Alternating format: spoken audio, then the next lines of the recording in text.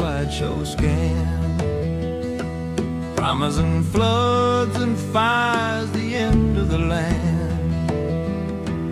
Polar bears drowning, cities under the sea. But here we are, dry as a bone, sipping sweet tea. John Kerry jet setting around the world in his plane, spewing more hot air than a summer hurricane. Ice caps melting, Manhattan underwater by now. What a joke, you lying old cow. None of it happened, not a damn thing they said. Just fear-mongering fools with holes in their head. It's the global warming hoax, climate change con, whatever they're calling it now, it's all wrong. A big fat lie for money and power, you see, sucking our wallets dry, stealing our liberty. From ozone holes to ice ages coming soon.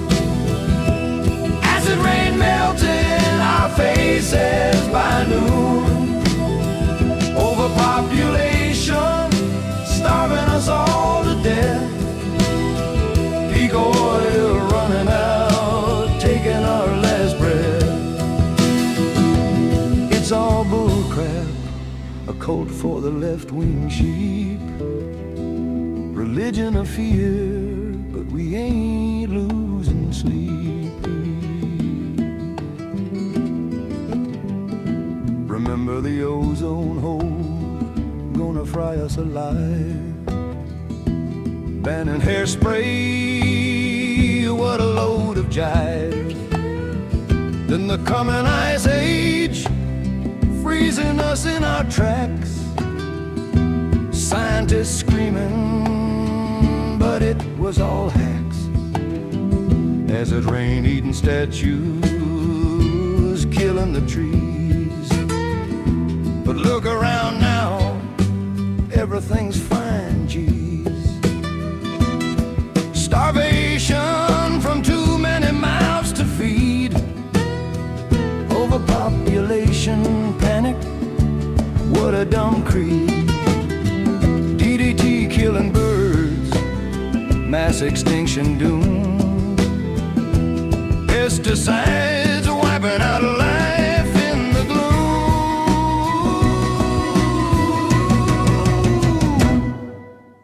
Oceans dying, dead as Lake Erie, they cried. Fish floating belly up, no place to hide. Y2K bug gonna crash the whole show. Planes falling, banks busting, chaos below. But nothing happens, zip, zero, zilch, nada. Just grifters grabbing grants, living like Rogers. All about control, taxing your every breath.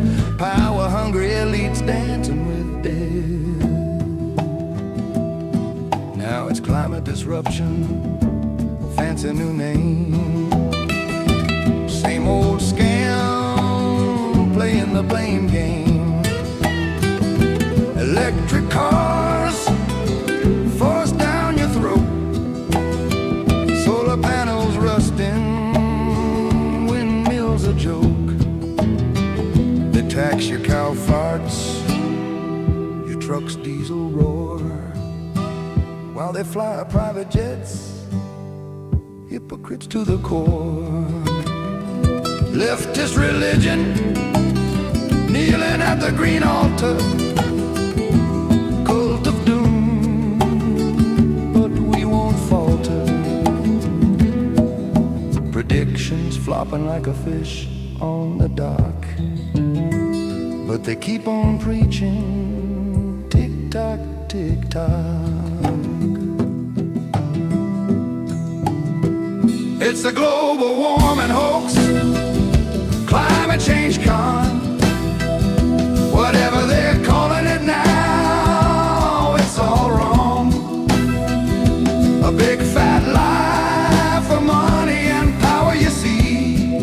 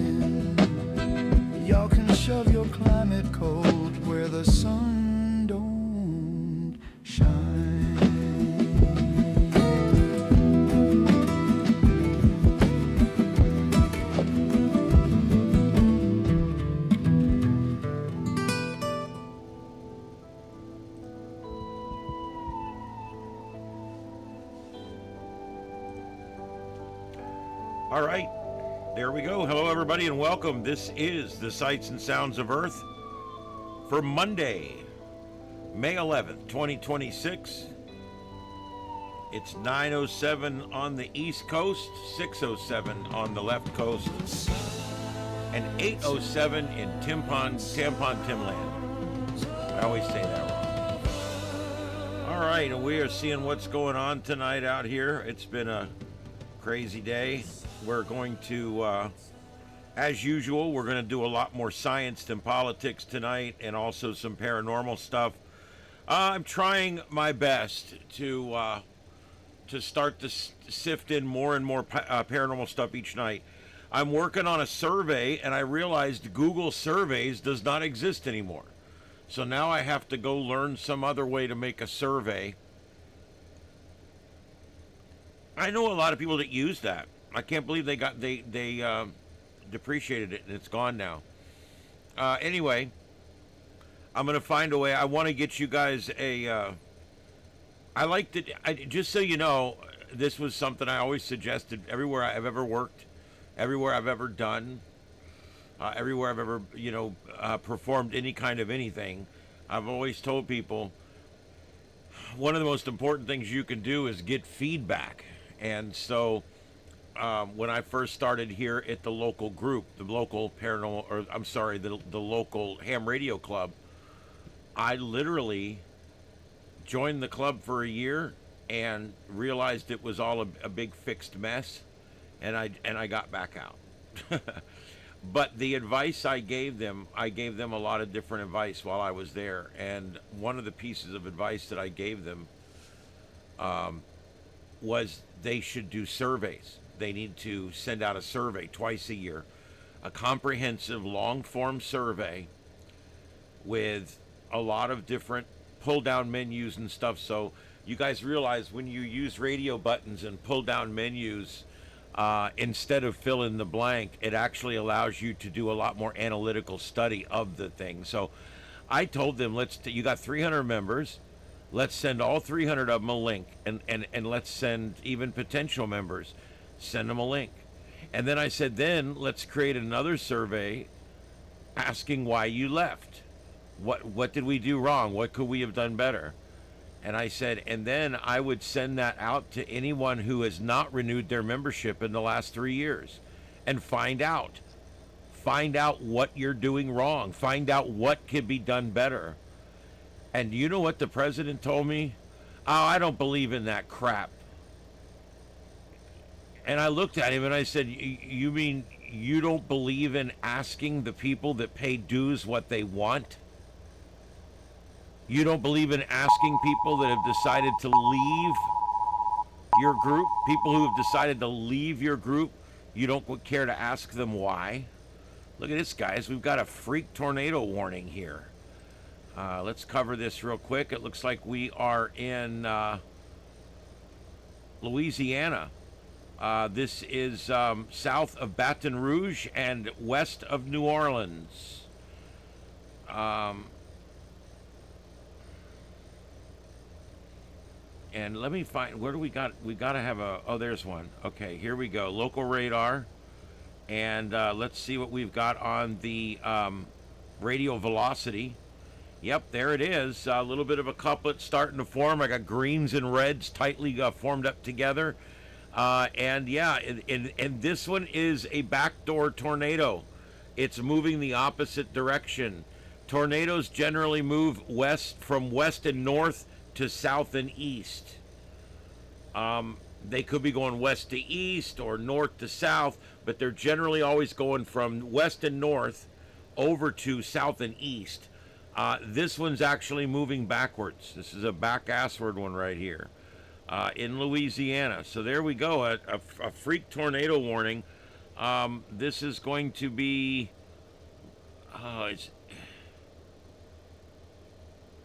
what the hell is this? No, it's too far from Pontchartrain. I'm just trying to figure out where we're at here.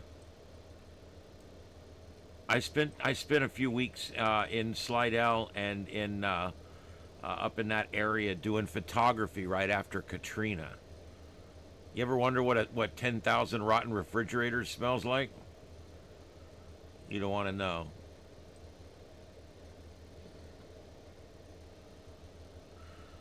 So yeah, this thing's moving either northwest or even the radar thinks it's moving more due north. Luckily, I mean there is it's right over a somewhat populated area here, and is moving northwest.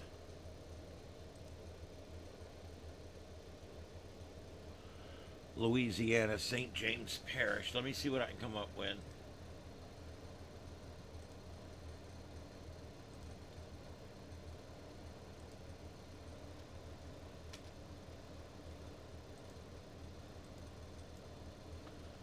Yeah, Broadcastify just went through a whole site redesign, and so far so good. So far, I like it better than the old one. I had to figure out a few things, of course, but that's no big deal. All right, so we're going to add feeds. United States, Louisiana.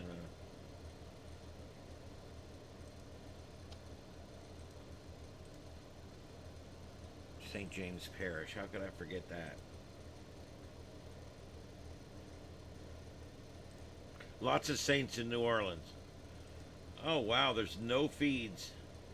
No feeds for this storm. So, like I said, it's in a fairly rural area.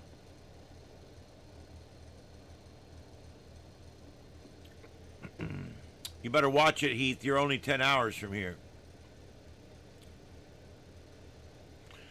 Uh huh. You got my attention. What were you trying to tell me earlier?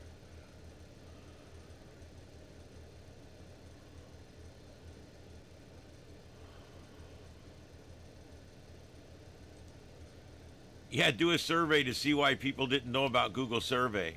Um, oh, 109 in Phoenix. We were 96 here today. Very, very hot. Um, the AC's working. I think I know what's wrong. It all started when we started running another air conditioner off of a 30 amp leg off of the same box. And so I don't think it's my air conditioner. What I'm going to do is probably this weekend on Saturday, I'm going to get up early in the morning when it's cool. And I'm going to run a much larger wire between the mains and the sub panel that I have this building off of. And so I'm going to make sure. I think if I can, I'm dealing with a voltage drop or an amperage drop on one leg and not the other, and it causes the air conditioner to go into fault. And when that happens, of course, it stops making cold air until there's human intervention. All I have to do is just reset it, and it comes right back on. It also seems to be overheating when it's really hot in here because it hasn't been running, and it's still really hot outside. It doesn't want to run at all. It was 103 in here the other day when I come home. Luckily, I haven't been leaving Mama in. 103 in here in the studio. Computers were still running. I couldn't believe it. And I turned it on. It took several hours to get the temperature back down because it just doesn't work. Florida, yeah, that's what a lot of people don't realize. They're like, oh, it's 109 in the desert, and it's only 97 in Florida. So, but I got to tell you guys, there's a big difference in humidity. I would rather have 110 in the desert than 95 here, because when you get those really low humidity values in the desert, your perspiration it evaporates off almost instantly, and it keeps you cooler. There's also other things. Just the drier air itself means that you're going to have a bigger temperature differential. I don't know if you guys realize this. A lot of people don't realize this. Here's your science lesson for tonight for weather. The lower the humidity, the higher the value between your low and high temperatures of the day. And let me explain what I mean. Let's say down here in Florida, it's 97 during the day. It's 80 at night. I mean, we don't get that much relief. Now, tonight it's getting down to like 76. We don't get a lot of relief here. Why? Because the humidity's high. Right after dark, our humidity maxes out at 100%. It stays at 100%. My house sweats. We have to pressure clean it once a year. It's crazy down here. But because of that crazy high humidity at night and even during the day, even during the heat of the day, we've got a 40 or 50% humidity down here because we're tropical. Well, what that ends up meaning is it keeps the difference between our low and high temperatures closer together. Now, if you're out in the desert, out in Phoenix, Arizona, or out in Pahrump, Nevada, for instance, where Art's from, then you would have 40 or 50 degree difference between your low and your high when your humidity values are very low. So during the day, if you've got a 12% humidity, I mean, humidity so bad that you're keeping your cigarettes in a Ziploc bag. Yeah, that bad. When your humidity's really that dry, and yes, if you've never been to the desert, I only smoked for a short time, and I've never dealt with it out there, but I've spoke to a number of people that have. And when you go out there to a really dry climate, like a desert, you literally need to keep your cigarettes in a plastic bag because it seals, because they'll dry out within 12 hours, and then when you light it, it'll just burn up. It's just gone. It's kind of crazy how it works. So,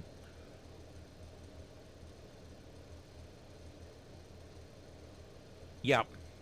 Yeah, that's true. The AC, the reason it's not called air cooler and it's called air conditioner is because conditioning does two different things. It takes the humidity out of the air, a lot of it, and it also cools down. Luckily, the way we do it with compression and with all the different methods, this method we came up here where we compress this chemical down and then we release that. And by compressing and releasing, we are having an endothermic reaction and then an exothermic reaction, and we're able to move heat energy from the inside of our structure to the outside of our structure. That's how air conditioning works. It's that simple.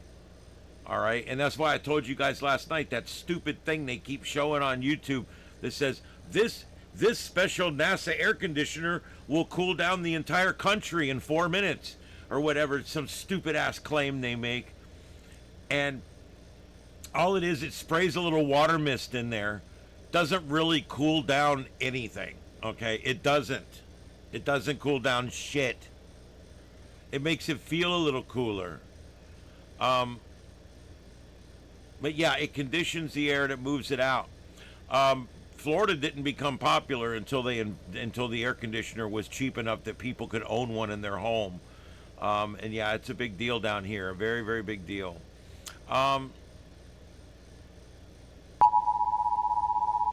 Matt, I'm worried about her too.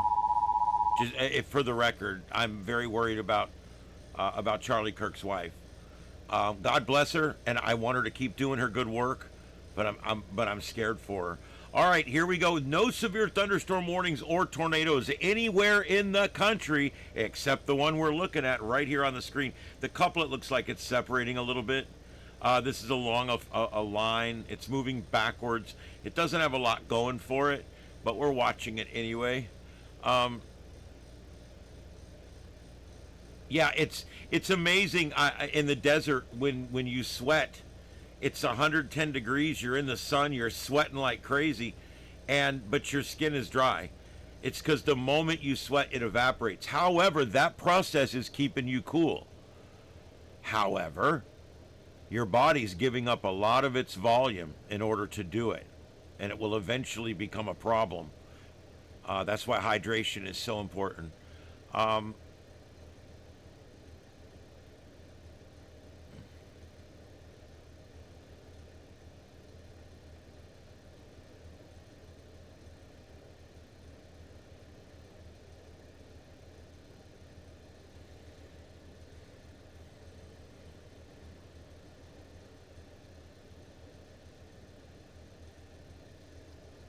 No, I haven't covered anything. I've just been covered. No, I haven't covered the Cambridge shooting today. I can pull little something on that.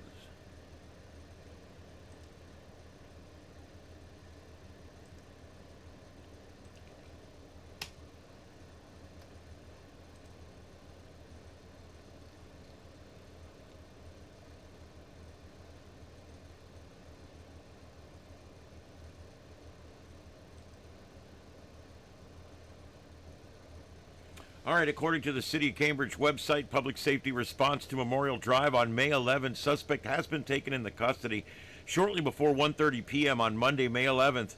That was not too long ago. Cambridge Emergency Communications received 911 calls reporting gunshots on Memorial Drive near the intersection of River Street. State police responded to the shooting involving troopers in the vicinity. At the time, the circumstances of the shooting remain under investigation. However, a suspect has been taken into custody and will face multiple charges. The state police confirmed that EMS responded to the scene to treat two innocent individuals for gunshot wounds from the shooting. They are facing life-threatening injuries and being treated at local hospitals. While this remains an ongoing investigation that's being led by the Middlesex District Attorney's Office. What a great name, Middlesex. That would be like the best place to be in a threesome, right? Anyway, there is no ongoing danger to the public. Additional information will be shared as it becomes available. Say, hey, what position do you want? Oh, Middlesex for sure. Anyway, I mean, where did they come up with that name? Anyway. Cities should not have the word penis or scrotum or Middlesex in their name. I'm just some suggestions out there for you, cities. You lived in Middlesex County? Did it hurt or did you get any on you? Just kidding.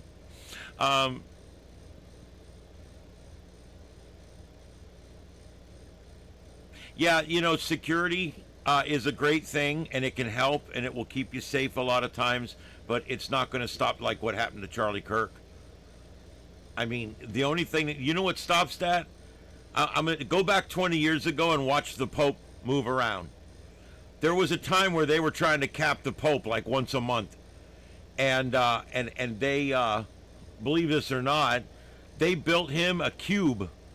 It was a car with, it looked like it had a big crystal of ice cube on top, and the pontiff would stand up in this cube, and they had a big air conditioner that would blow cold air up in there because that must have been a hot ass thing in there. It must have been bad.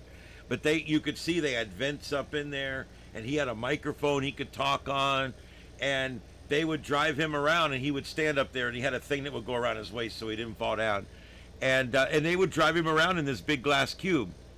Is that where we're going again? I mean, because no security in the world's going to stop a sniper that knows what he's doing, that gets in range, and as we've seen, it's not that hard to do.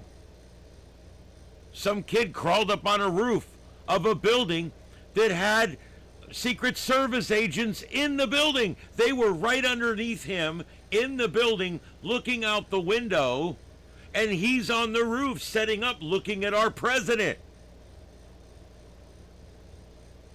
And then, of course, with Charlie Kirk, same thing. He just crawled up on the roof, took aim, fired. Look, I'm going to tell you guys, do you know how far in today's world you have to set a perimeter out in order to completely eliminate the possibility of snipers? 2 miles. Yeah, 2 miles. That's why Trump's doing very few outdoor events right now. He does very few. And when he does an outdoor anything, it's impromptu. It's nothing that could have been planned for weeks at a time. But yeah, that's if you think about it, that's crazy. At least a mile for sure. Look, that building was not even that far away. In the incident with Trump's ear, that building was not even that far away. I would have had snipers on that building. That's why I'm not sure what happened out there that day. It almost seems like they let him get up there. I don't know. It's crazy. I don't like it. This was Biden's Secret Service at the time. They've covered up everything that happened that day. I don't know.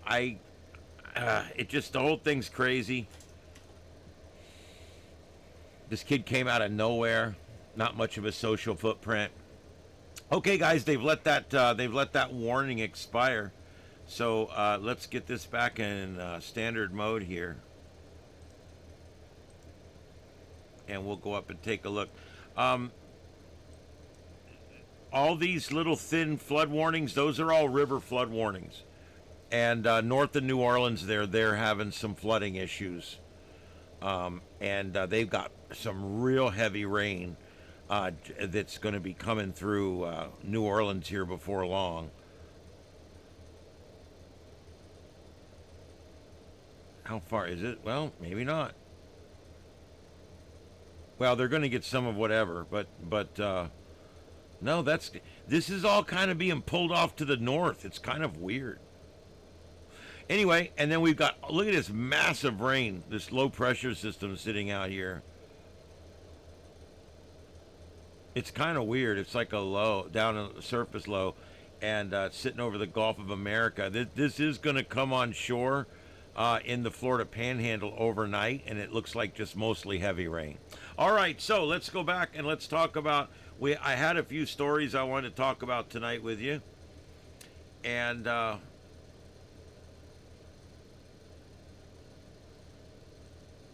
want to talk about this. This is an interesting topic, so give me just 1 second to put this in here.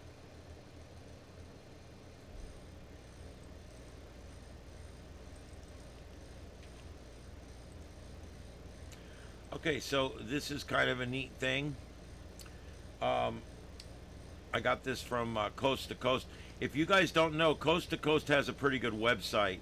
And I like it. I use it for show prep for anytime I'm doing something paranormal. But we're going to be talking about this Colossal Biosciences.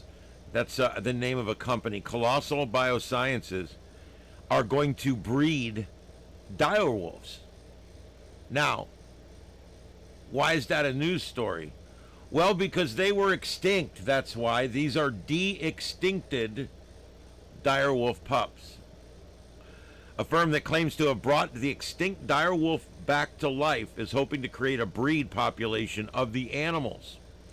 Just over a year ago, Texas-based firm Colossal Biosciences revealed that it had succeeded in bringing dire wolves back from extinction, the first time that any extinct species had ever been resurrected using modern de-extinction techniques. To achieve this, scientists use cloning and gene editing techniques. This massive milestone is the first of many coming examples demonstrating that our end-to-end de-extinction technology stacking works. Colossal's chief executive Ben Lamb said at the time, "Our team took DNA from 13,000-year-old tooth and a 72,000-year-old skull and made healthy direwolf puppies."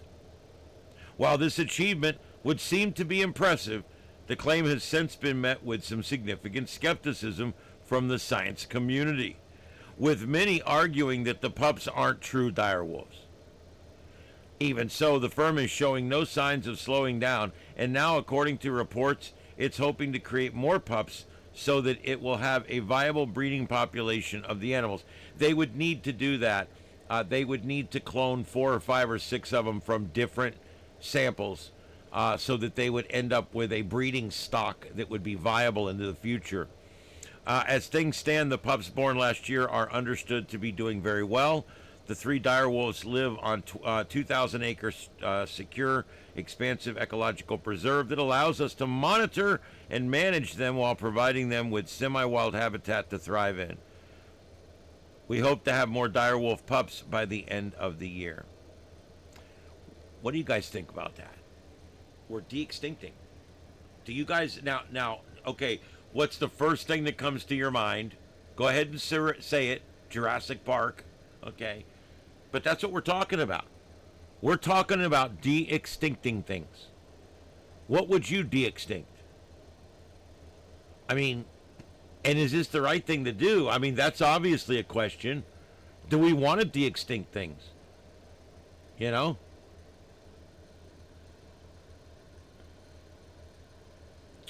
Oh, I just looked down and Ocasio-Cortez is on my tablet. Yeah. I've got to where I can't. That woman just makes me puke in my mouth a little bit.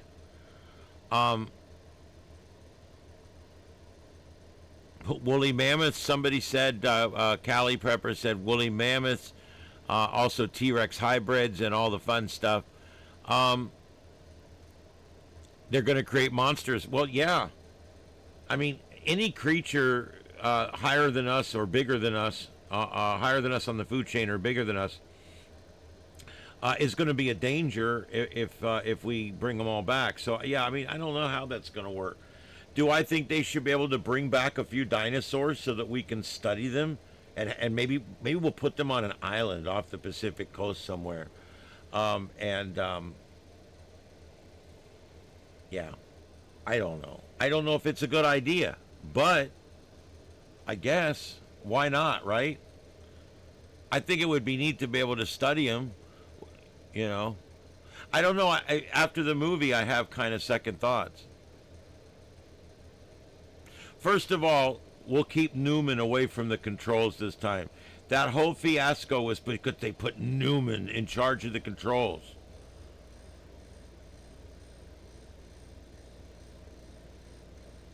Yeah, what would you That's my question. What would you de-extinct? It's raining in New Orleans. Let's see. Oh.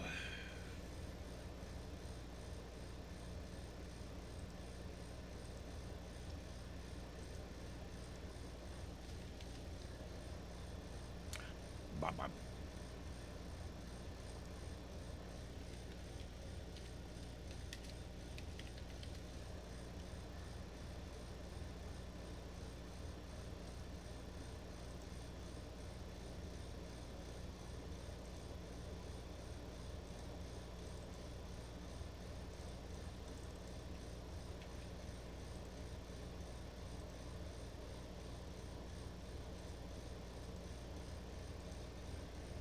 All right, there you go. There's Bourbon Street.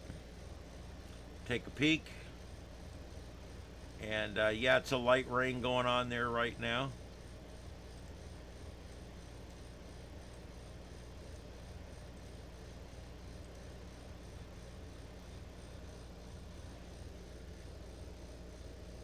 You know, I cover Mardi Gras and I cover Fantasy Fest, and I'm going to tell you guys, Fantasy Fest is a lot more fun than Mardi Gras.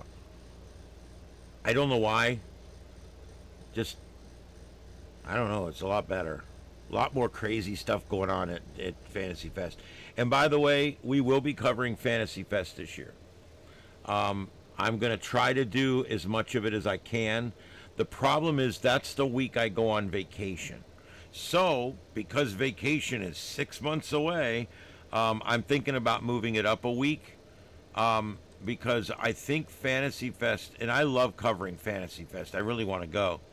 I think Fantasy Fest is the 23rd through Halloween. I think. Let's take a look. Yes, we're doing programming 6 months from now.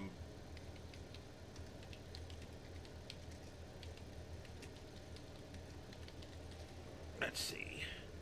Yeah, okay, this year it's the 16th through the 25th. So it's actually it's shit. Yeah, that kind of sucks. I could push my vacation up a week though. I'm coming, Mama. Come on, baby girl.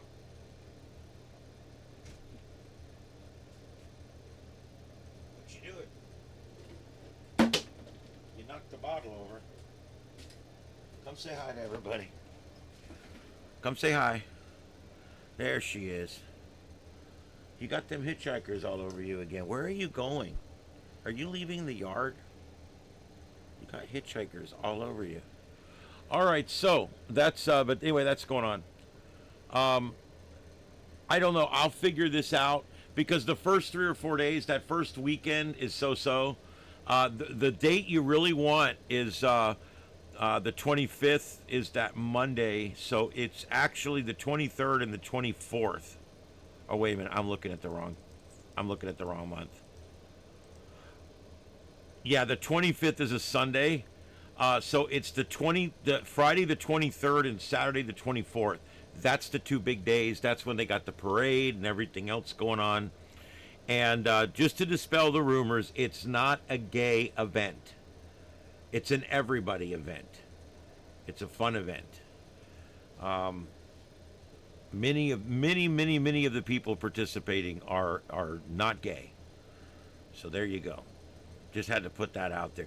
Every time I mention Fantasy Fest, somebody will send a thing and say, isn't that a gay event? No, it's not, but does it matter? I mean, let's see here. There is gay events there. There's also nudist events. There's swinger events. There's straight events. There's bisexual events. There is nude bar events. There's all kinds of burlesque shows and cross-dressing. And, yeah, it's fun. It's fun. And nobody gets hurt. That's the main thing. All right, so, but yeah, we're going to do that. That's going to be a lot of fun. Wait till you see it. It's great. We got great cameras down there. We cover it on multiple screens. It's really a lot of fun. All right, so the next thing I want to talk about is, where is it at? Here it is. They're now forecasting this El Nino that we've got coming on right now is actually stronger than expected. And they're saying now we're going to get a much stronger, a super El Nino this year, a super duper El Nino. And what does that mean? Well, I'll explain. Does it mean we're going to have more hurricanes? Not necessarily, no. Actually, probably a little bit of a downtick in large storms coming off the Atlantic. Anyway, Super El Nino accelerating, expected to suppress Atlantic hurricanes some, but produce a very wet pattern across the southern U.S. And this includes a lower chance of hurricanes from the intertropical convergence zone out in the Atlantic, and even a slightly lower chance due to vertical wind shear over the Caribbean. However, over the Gulf of America, the northern part of the Gulf of America, the chances are a little higher than normal this year because we're going to have a lot of moisture in the southern U.S. this year. And also this could lead to a slightly longer or more robust tornado season as well, which we're right in the midst of right now. While a historically strong El Nino is expected to virtually shut down hurricane formation in the open waters of the Atlantic this year, it won't shut it down, trust me. The storm patterns for the southeastern U.S. could actually generate tropical activity in the northern Gulf and along the southeast coast. Recent data from the Pacific Ocean shows that the transition to what is expected to be a super El Nino climate pattern is accelerating, which would suppress the upcoming Atlantic hurricane season and also spell a wet winter for the entire southern tier of the United States. Which is good because much of the southern tier is in a drought right now, including most of Florida and most of Georgia. Water temperatures in the central Pacific Ocean have already begun to warm to about 0.5 degrees Celsius threshold, the benchmark qualification for El Nino, meaning that the temperatures have already reached the maximum what they thought they were going to be. So obviously they're going to continue to go a little higher. This super El Nino should completely develop sometime during the midsummer. El Nino is one of the three phases of climate cycle called El Nino Southern Oscillation, the ENSO as they call it. It describes natural temperature changes in the central Pacific Ocean that alter atmospheric circulations and can greatly influence global weather. El Nino describes warmer than average water across the equatorial Pacific, while La Nina describes colder than average water conditions in the ENSO. Neutral refers to a state where temperatures are close to average. During an El Nino, above average water temperatures in the central and eastern Pacific Ocean produce strong winds that hinder tropical development in the Atlantic and enhance development in the eastern Pacific, where hurricane season begins this coming Friday. Furthermore, computer forecast models suggest that the summer's El Nino will not only likely be a super El Nino, which is declared when water temperatures in the central Pacific reach 2 degrees Celsius, they're above normal by 2 degrees Celsius, but also one of the strongest El Nino events ever observed. While sea surface temperatures are beginning to reach the 0.5 degrees Celsius in the central Pacific, these are just instantaneous observations. The most dramatic changes are occurring 100 and 200 meters below the surface. According to the Fox Forecast Center, a massive pool of warm water that has been building in the Pacific, in the western Pacific, is now sloshing eastward, driven by winds from the west and several other physical factors. This warm water will reach the El Nino zone sometime this summer, further increasing temperatures in that region.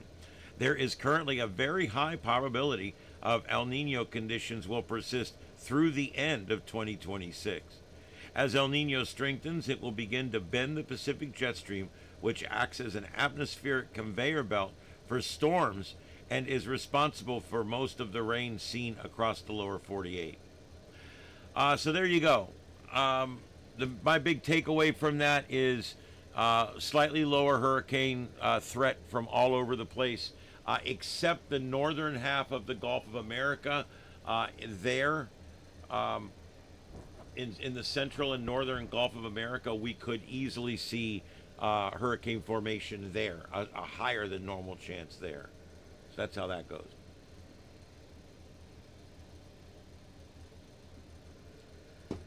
The good news is the ones that form in the middle or the upper Gulf of America generally don't get to be too big.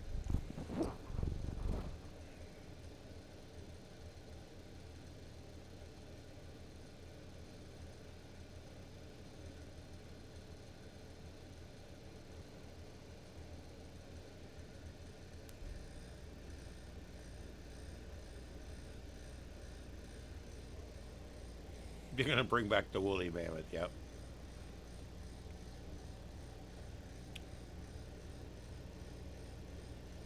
Yeah, it's interesting. The de-extinction thing is very interesting to me because it does bring up a conundrum and really weird questions. All right, so just so you guys know, Mama, you're on the keyboard. I can't read when the screen's flipping around. All right. Let me scroll back to the top. Hold on. A Twilight Sky show is coming. Mark your calendars. Coming up on the 18th, which is about a week away, and the 19th. The crescent moon, Venus, and Jupiter will put on a show in the western twilight sky.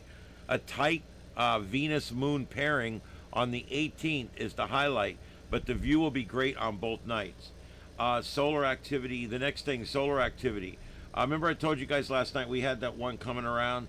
Well, it's coming around. It's coming around the mountain when it comes. Anyway, the odds of an Earth-directed solar flare are increasing as 4436 turns towards our planet on May 10th at about 1339 Universal Time. An active region produced an M5.7 class solar flare, which blew a massive hole in the sun's atmosphere. Shoho chronographs are tracking the emerging CME. It appears to be heading for a near miss, passing the Earth on May 13th, according to a NASA model. Ripples of interplanetary gas spreading from the CME's path, like the wake of a passing speedboat, could touch Earth's magnetosphere and cause geomagnetic unrest around the poles, but they're not looking at any kind of full-fledged storm, at least not from the energy that's already been released. Now, this sunspot is moving its way around. It's still pretty close to the edge, but every day it's going to move closer and closer and closer to facing us. And in a few days, it will be. 4436 is still over on the side. In 3 or 4 days, it's going to be Earth facing, Earth directed, which means anything that happens will be geo effective. All right.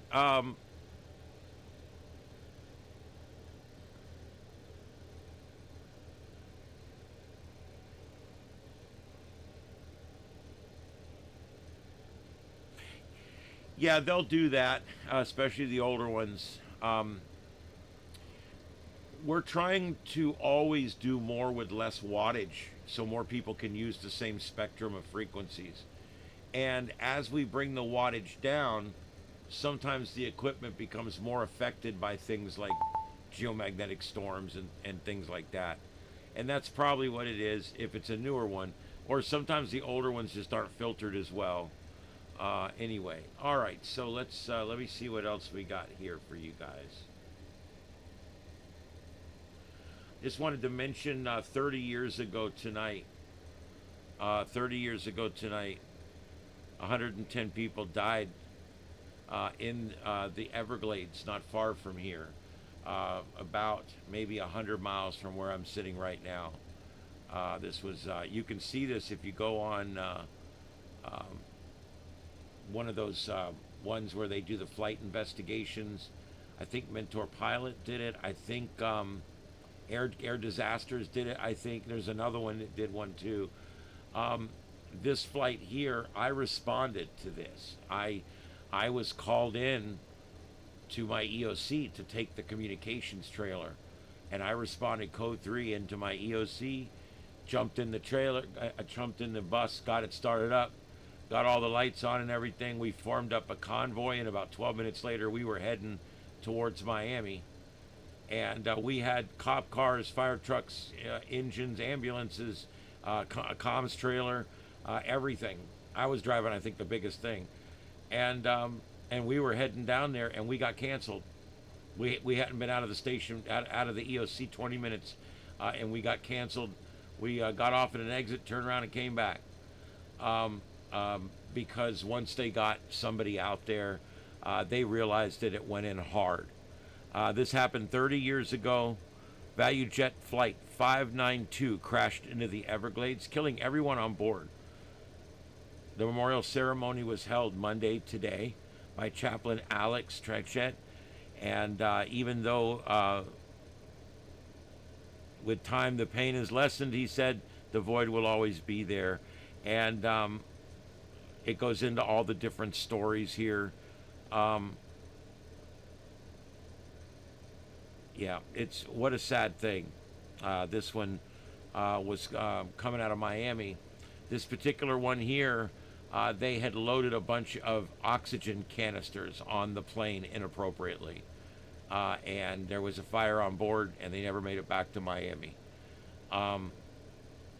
There's another one that I just want to mention because it's a good movie.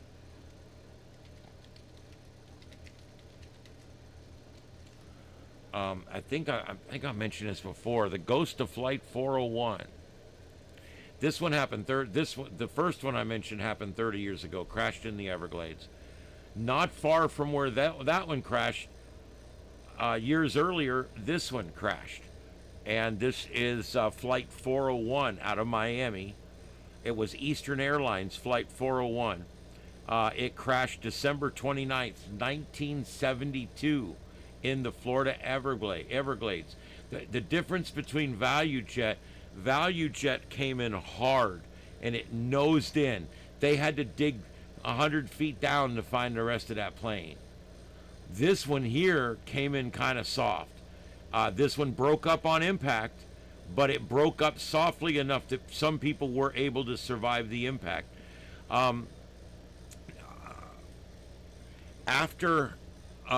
After the flight in the Everglades, it killed 101 people, but still many others lived. And they became obsessed with the landing gear. They couldn't tell if their landing gear was down, and they became obsessed with it, and it ended up hitting the ground. This was before the terrain warnings were added to all the planes. You know, pull up, terrain. You guys hear that all the time on the movies and stuff. Well, that's something they had to install in planes because pilots would get busy with other emergencies or other things and not realize that you know they had accidentally pushed the yoke forward and turned off the autopilot, and the plane was just floating around out there while they were futzing around with a landing gear light. Anyway, this was an L-1011 plane that went down, and flight engineer Don Repo, which in the movie he's played by Ernest Borgnine, one of my favorites, and he was down below in the wheel well trying to figure out if the wheels were deployed when they hit the ground. And he ended up dying in the crash. Most of the crew died in the crash, but a few of them lived, and then some of the other people lived. Well, after that crash, ghosts, particularly ghosts of Don Repo, the engineer, were reportedly seen by dozens and dozens of people across the airline, including flight crews who knew him, and often appearing, speaking briefly, and then vanishing. These were people that don't normally report stuff like this. The sightings were frequently described as protective, with reports suggesting the spirits warned of technical failures on the planes. Everywhere the ghost was seen was on or near a piece of equipment that was salvaged from that crash. While many employees believed the story and many others believed it true, the airline officially denied them and tried to suppress rumors, of course, according to accounts at the time. A book was written. The phenomenon was documented in a 1976 bestseller, The Ghost of Flight 401 by John G. Fuller. A film was made in 1978, made for television movie called The Ghost of Flight 401. It is on YouTube. I watched it about a month ago, and it is good. It's old, but it's good. And Ernest Borgnine plays the ghost, so pretty cool. The story's been covered in various media, including Mayday Air Disasters. Did the story. That was the other one, Mayday Air Disasters. If you type in Mayday Air Disasters 401, Flight 401, it'll come up. They did their thing on it, so you can see the investigation and all that. And then you can go watch the movie where they show the rescuing of all the people by the frog giggers in the airboats and everything. I mean, it was really cool. All these men were out gigging frogs in the middle of the Everglades, in the middle of the night. That's what you do. I've been down there with my Uncle Donnie, and we would go down. I didn't do it because I don't give a shit about frogs. I don't eat them either. But they would go down there with these long poles and these headlights, and him and my dad would go gigging frogs, man. They'd have a whole bucket full of frogs. They'd bring them back, and they'd batter fry those bastards. Anyway, all these giggers were down in the Everglades. It could have been us down there. My uncle has a place down there in a cypress head down in the Everglades. But anyway, they heard the plane crash in 1972, and they saw it go down, some of them, and they all started airboating to that location out in the grass of the Everglades. And yeah, it was amazing. There was many lives saved. You've heard of the Cajun Navy? Well, this was the Everglades Navy. This was the Florida version. These guys come in there with their airboats, and they saved a lot of people. There was a lot of fuel on top of that water. They all shut their airboats off, and they used sticks and oars in order to get to the people because they were afraid of setting it on fire. Can you imagine that? My Lord. All right, so anyway, check that out. That's the Ghost of Flight 401. And also, there, like I said, there was a book as well. And there was also a Mayday Air Disaster episode made about it as well. So take a look at that. It's really good. And the other movie I wanted to talk to you guys, I'm going to start doing a movie a night. And I wasn't planning on doing this one. I actually had another one. I've talked about this one once before. But there was a really good movie. I just watched. I watched a little bit of it today, and it's preview for this tonight. but it's called The Final Countdown, and it was a really cool movie. All right, um, I when I was young, this movie was made. I don't know when was it made. 1980. This movie was made in 1980. All right, and what a great movie it was. Let's see if I can get this To Xfinity Mobile and cut your mobile bill in half. Plus, try it free for a year. All right, so that's it, guys. I just wanted to show you that. That's called The Final Countdown, and it is it's a very good movie. So you guys check that one out. If you like temporal movies like I do, I love temporal movies, and that's a really, really good one. That's the one I was going to share with you tonight. The other one was a bonus. By the way, that movie, slap full of stars. Kirk Douglas, Martin Sheen, Catherine Ross. It's slap full of stars. Another thing that just makes it really, really cool. Yeah. All right. So let's move on from that.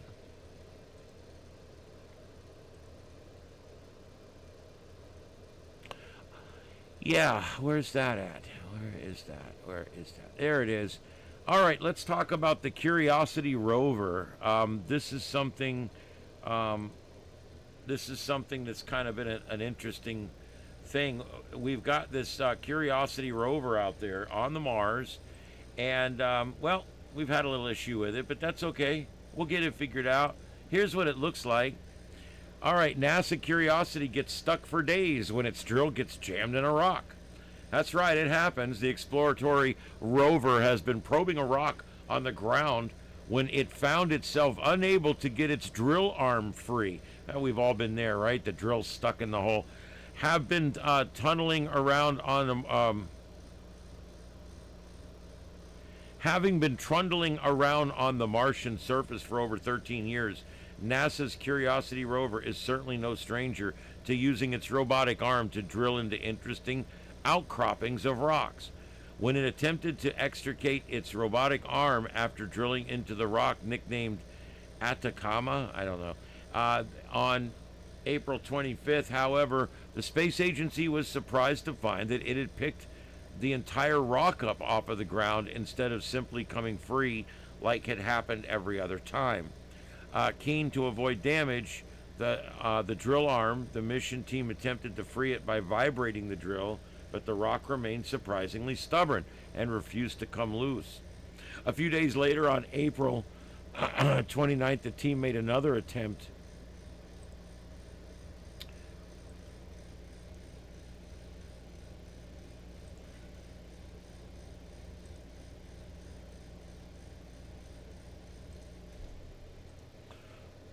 On May 1st, they took things up a notch by having Rover perform a more varied series of moves, tilting, reorienting, and vibrating the drill arm once more to try to free it. Fortunately, this time it actually worked and the rock hit the ground, fracturing as it did so. You can check out some images of the incident below. I'm playing those for you now in the main window. You damn apes. Let's see here. Sorry, every time I see Charlton Heston with that metal thing around his neck with the padlock, I think, you damn stinking dirty apes. Sorry, it happens. There it goes. It got it to drop off.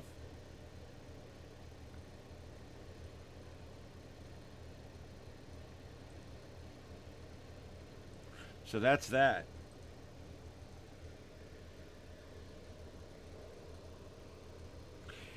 You know, it's amazing to me that these things are still running up there. Some of these things were scheduled for a 6-month mission, and they're 13 years later, it still works. You know, we still have intermittent contact with Voyager 1. I mean, that's the one that's going to run and become V'ger and come back in the first Star Trek movie. But it's still going. It's still heading out. I don't think my chat room's working. It hasn't rolled in a while.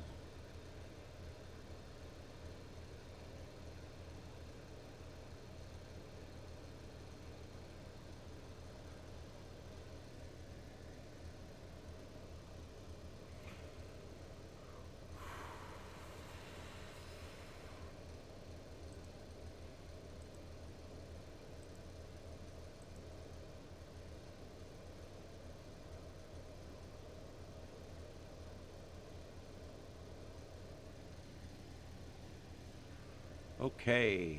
Nope. I know what else it was. I know what else it was. Uh,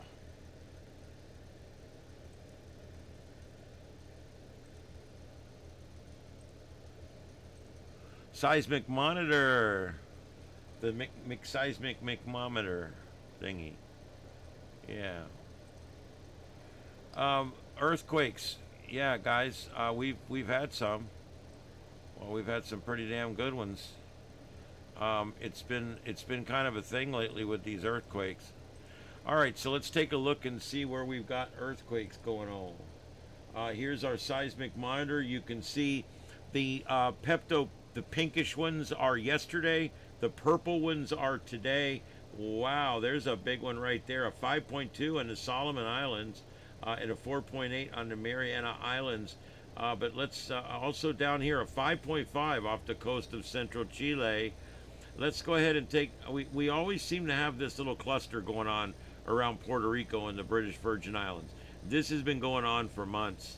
But this is kind of the new thing here.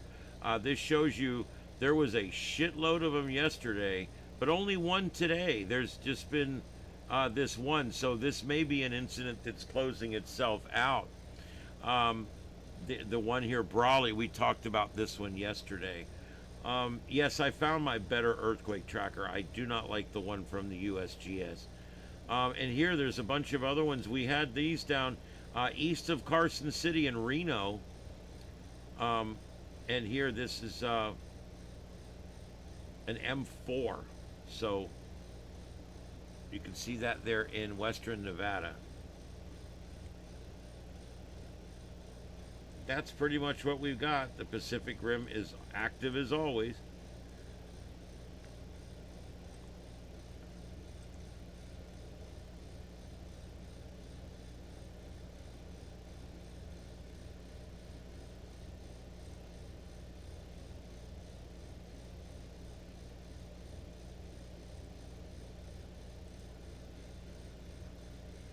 All right, and we have no active warnings right now other than flood stuff. But we are watching that heavy rain moving into Panama City and also into the Florida Panhandle.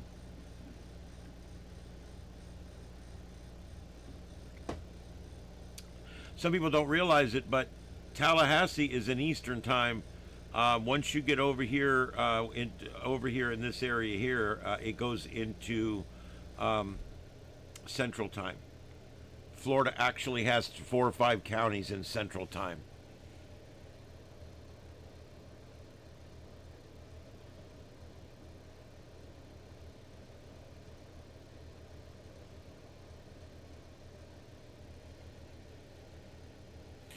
Big quake in Seattle. There you go. We'll see if it happens.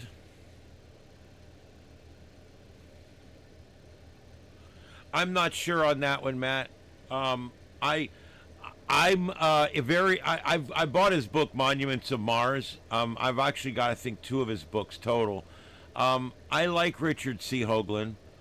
The picture, the face on Mars.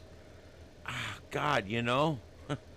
I can come up with reasons why I believe in it, and I can come up with reasons why I can debunk it. I don't know. I'm sorry, guys. I don't know. I'm very tired tonight. I will say that the Data's Head situation on the moon that Richard C. Hoagland investigated, I was much more into that. But no, you know, how do you know?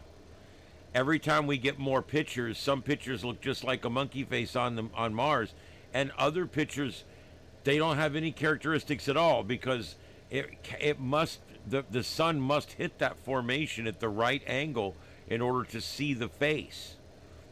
Now, some will argue that makes it bullshit. Others will argue it was planned that way. So I don't know. I don't know what the answer is to that. I do like Richard C. Hoagland and his work.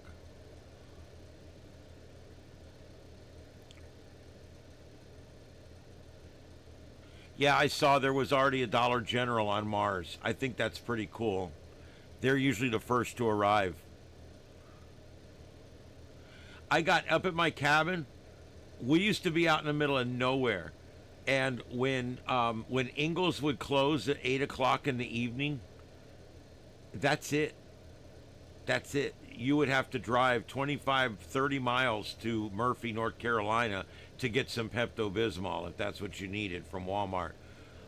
It was bad. Of course, now they got a Walmart that's open, I think, till 10 p.m. And now we've got Dollar General stores. I got a Dollar General store down one road 3 miles from my cabin. I got another one down 6 miles down this road from my cabin, a Dollar General. And 12 miles this way, I got a Dollar General. So yeah, they're literally dropping them in all over the mountains. You know, it's funny when they actually bring them in a big Sikorsky chopper, brings the whole location in and drops it all at one time. And you know the funny part? The girl working in there, she's already on duty working when they drop the thing down on the ground. It's pretty cool, and it's already stocked and ready to go. Yeah, those Dollar Generals, they must have 2,500 locations if I had to guess. It just seems like it just crazy numbers.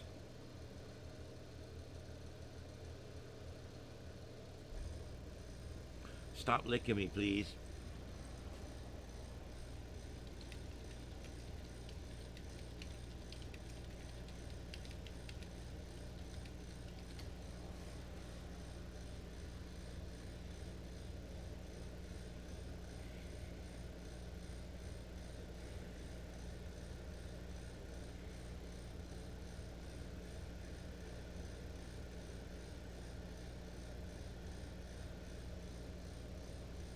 Dollar General operates in 48 states. They are not in Alaska or Hawaii. Texas has the most locations. Texas has almost 2,000 locations. They're the largest retailer by number of stores in the United States, beating Walmart, Dollar Tree, and Family Dollar. They're continuing to grow rapidly.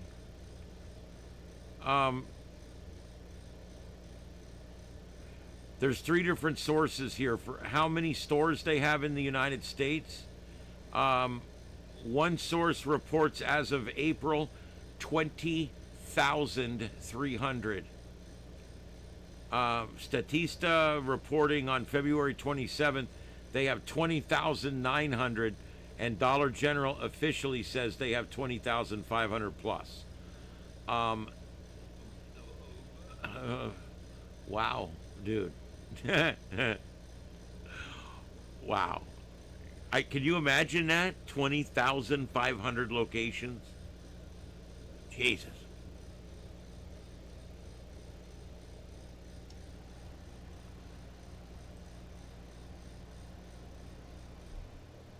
I had no idea we had a launch.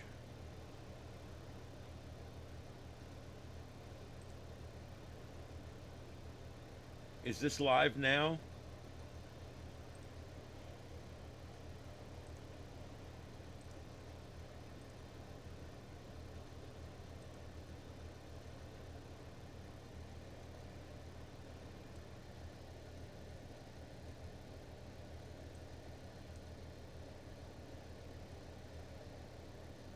All right, the audio's on. I don't have anything coming through.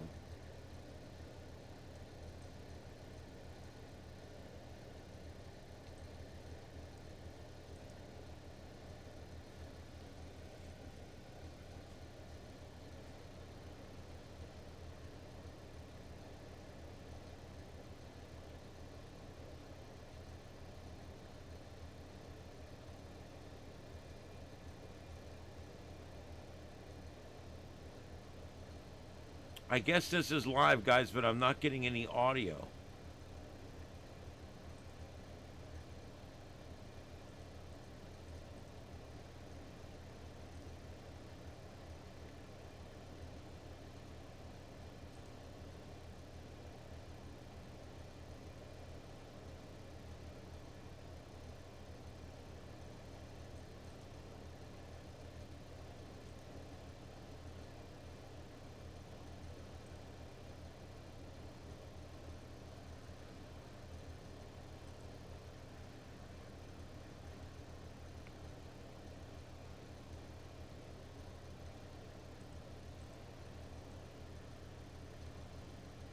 MECO, Stage SEP, and SES-1.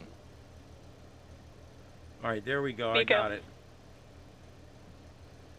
Stage separation confirmed.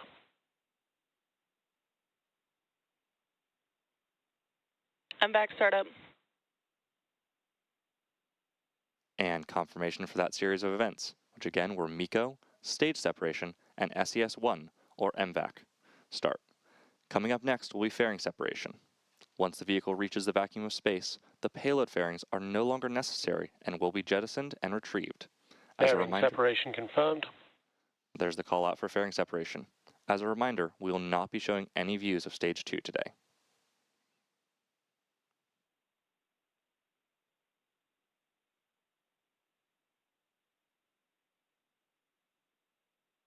If you're just joining us, you're watching live coverage of the NROL 172 mission. We had an on-time liftoff at 7:13 p.m. Pacific Time from Space Launch Complex 4 East at Vandenberg Space Force Base. In order to make its way back to Earth today, all vehicles are following nominal trajectories. We just heard a good call out there for all vehicles. In order to make its way back to Earth today, the Falcon 9 first stage has 2 more burns to execute. Next up is the entry burn, which helps to slow the stage down as it re-enters the upper part of the Earth's atmosphere. Following the entry burn, shortly thereafter, the booster will initiate the landing burn, which will slow the vehicle down before landing on our drone ship. You should hear the call out for that entry burn just about 2 minutes from now. During the entry burn, Falcon 9 is decelerating by firing its Merlin engines in the direction that it's moving. This causes it to fly through the engine's exhaust gases, which deposit a layer of soot on the vehicle's surface. This gives our flight-proven vehicles their characteristic look. That soot comes from the carbon-based fuel that Falcon 9 uses, and with each flight, the soot builds up a little more on the outside of the vehicle.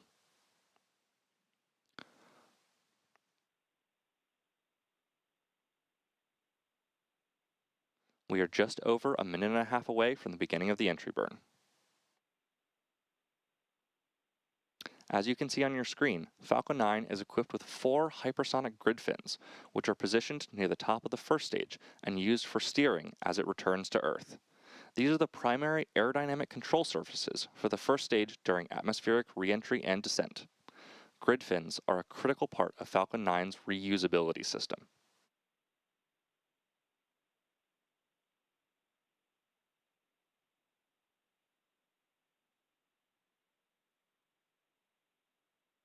You may also be seeing white puffs on screen.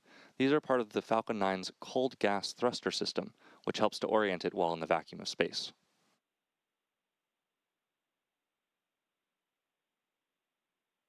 Reusability is key to lowering the cost of spaceflight, enabling more investments in all vehicles continue to follow nominal trajectories. Great confirmation that the vehicles remain healthy. The Falcon 9 first stage that is supporting today's mission is performing this entry burn for the 9th time. Again, that's coming up in just about 20 seconds. You should see the graphics light up as the engines do on the bottom of your screen.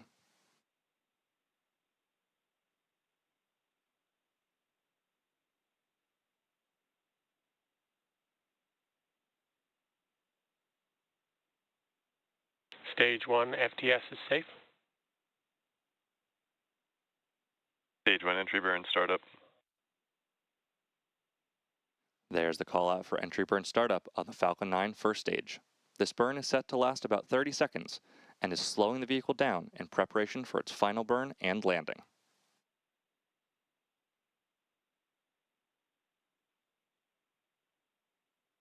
Stage 1 entry burn shutdown.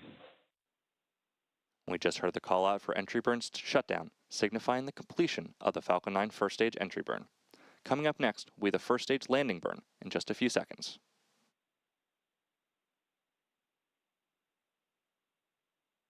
The landing burn is the final burn of the Falcon 9 booster used to reduce the remaining speed of the vehicle for a precise landing on our drone ship in this case.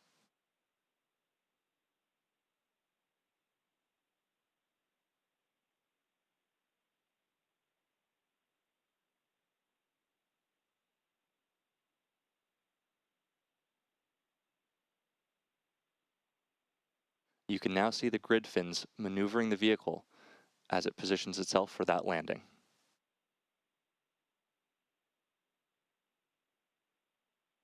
Stage 2 FTS is safe. Stage 1 is transonic. The landing burn is going to start in just about 20 seconds.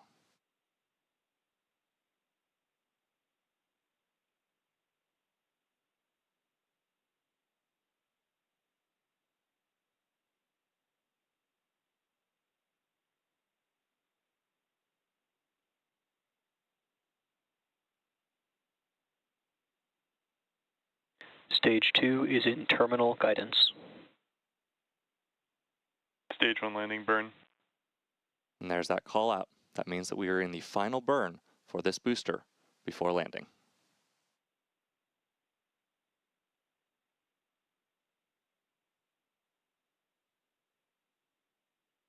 Landing leg deploy.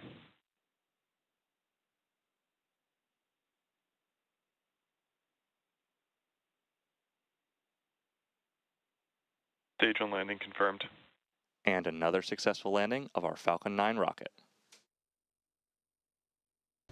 See, to me, that's As the mentioned best part. at the top of the program, we will not be showing any Stage 2 or deployment views today at the request of our customer. So with the successful recovery of that first stage, we'll be bringing our live mission coverage to a close.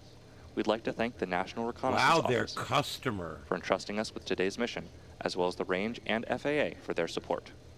If you're interested in more launch coverage, head over Their to customer is probably the government, the SpaceX.com/launches military. for the most up-to-date information. While you're there, check out our departure board with all the details about our upcoming missions. And of course, remember to follow @SpaceX on X for more updates. Thanks for joining, and we'll see you again soon.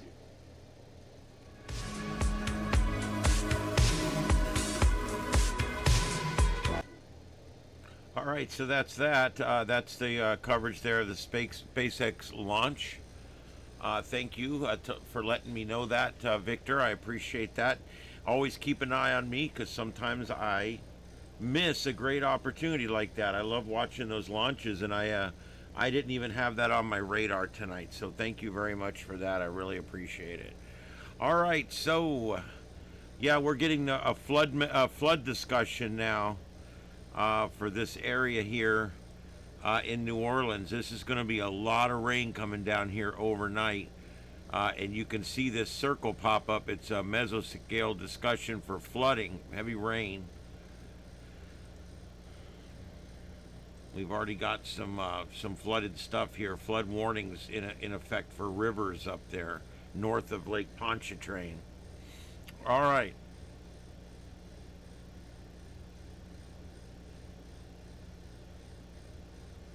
Yep, Mama Bleep's holding it down.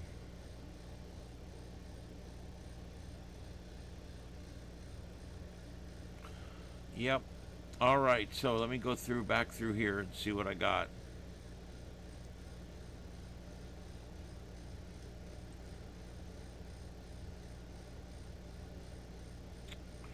Another Nessie sighting. This one has been added to the official tally in 2026.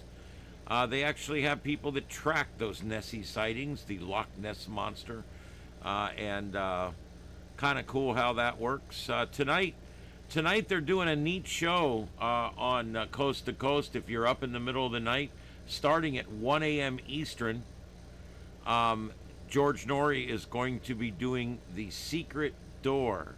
This is kind of cool. Every half hour or hour, I can't remember. I think it's every half hour through the night. That would be 8 segments. It'll be a total of 8 guests. They have special guests come on that were great guests in the past, and they come into the open door and they tell George what's going on in their world. And George has no idea who it's going to be until they say hello, George, and he has to try to figure out who they are. It's kind of fun, and you will generally see in this particular show Linda Moulton Howe, Glennis McCants, the Numbers Lady, Richard C. Hoagland. You will see a lot of the regulars like these folks. You'll see a lot of them come in for these Secret Door shows. So I used to like these because I got to hear from 2 or 3 of my special guest that I like to hear from. Yeah, Hoagland may be on tonight. You never know. He's getting up there, but I think he's still on coast. I think he's still coming on coast. Yeah, I love coast because you never know what it's going to be. You know, they got the open line Fridays. They got the, you know, each show is broken up into 2 different topics. Okay, it says he'll have 4 separate anonymous guests. So I guess each guest gets 1 hour. So they'll have 4 separate guests. Each one gets an hour. And they come on, they try to fool him at first, and he tries to figure out who they are.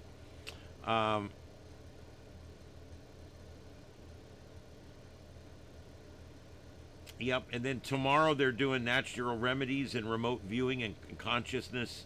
Wednesday, free energy and magic of the mind. Thursday, alien interactions and mysteries of the Knights Templar. And these are 2 different topics when I read them like that. Friday, they're doing open lines, obviously, and also they're going to be talking about the Lake Worth monster. So another cryptozoological story there. All right, so there you go. That's Coast to Coast AM with George Norrie on over 650 radio stations worldwide, including mine, 92.5 Fox News in Fort Myers. You can hear it on my radio station by just going to TuneIn and typing 92.5 Fox News. It'll come right up. All right. By the way, the TV thing I told you guys briefly about, I can't really get into too many details, but they're putting my radio show on TV. It's been put off a week. We had some technical things that didn't happen. I tuned in this morning to see how it was, to see what it looked like and how it was going, and Everybody Loves Raymond was on. So I'm like, okay, I guess that didn't go well this morning. But they decided, I guess, last Friday, I just wasn't told, I guess, that they were going to go ahead and put it off another week. Oh, that's cool. Ed Dames, I remember him. I don't know if he's dead or not. Al Bellick, I remember him. I think I do. I remember the name.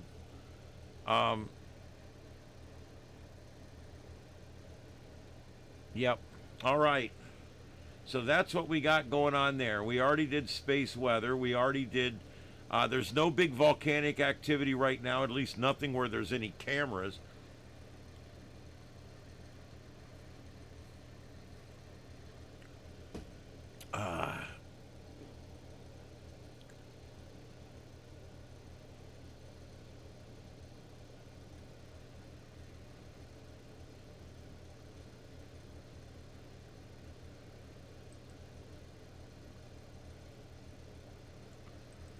Okay, I'm trying to see if there's anything else going on.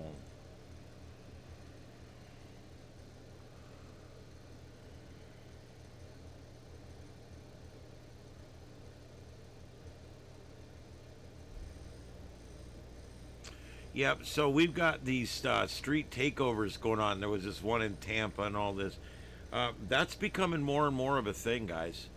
And it's basically small pockets of anarchy, if you will. I hate to see that because this could get worse and worse. Now, you know, it's interesting, though.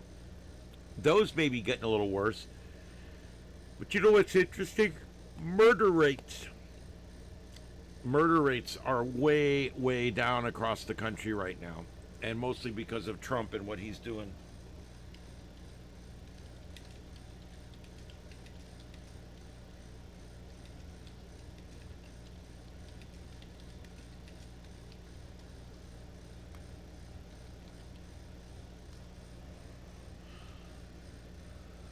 All right, let's see what we come up with here.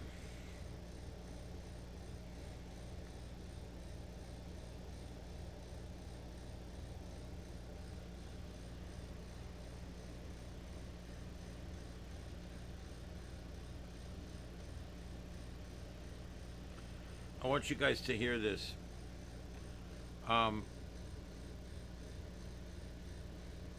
Murder rates. St. Louis, slight decline. New Orleans, sharp decline.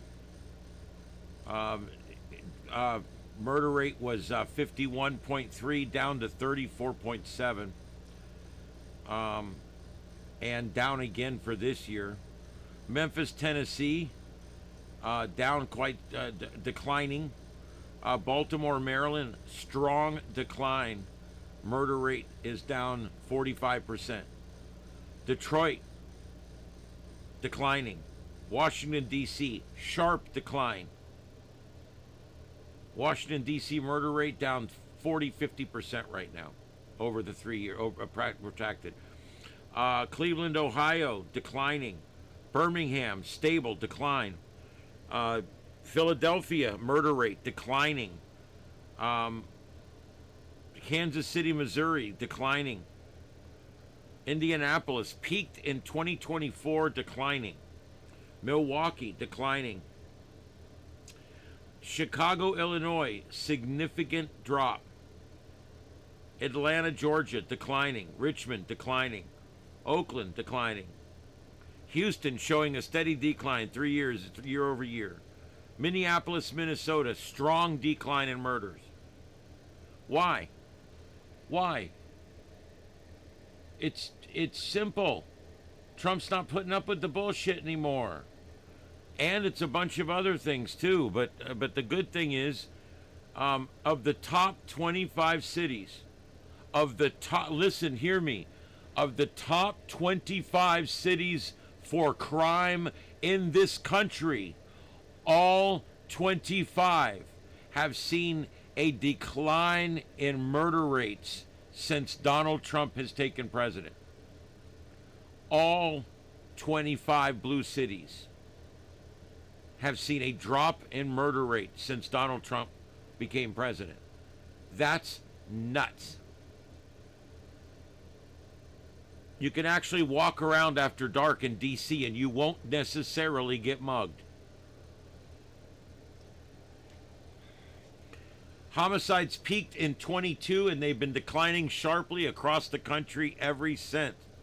2025 saw an average 21% drop in homicides across major cities just from 2024. Many of the highest rate cities, St. Louis, Baltimore, New Orleans, Memphis, have seen the biggest improvements. Is that crazy or what? Why is this? Well, it's Republicans. Look, you got Republicans who are for law and order. They're for good people succeed, bad people rot in jail.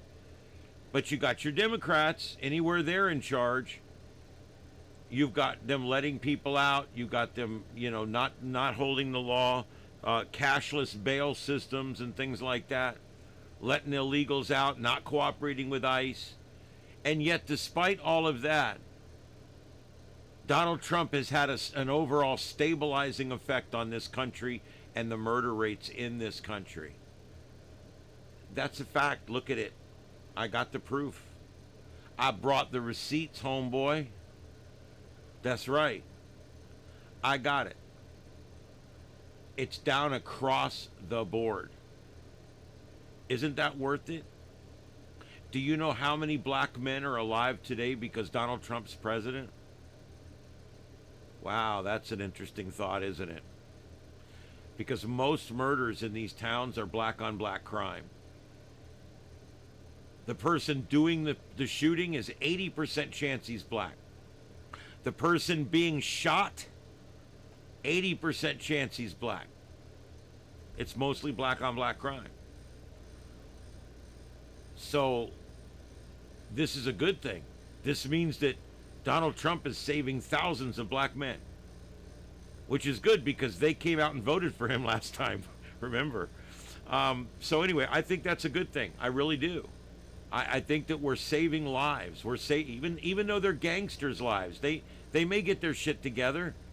If they end up in jail, they end up in jail. But even that, they might get their shit together. I'd rather see them have a chance of getting their shit together than be dead. And so I look at this as, when you extrapolate this out, Donald Trump has saved thousands and thousands of teenage and early 20s men from dying in a puddle of blood in the street in front of their house due to gang violence. All right, let's see here. What else? What else?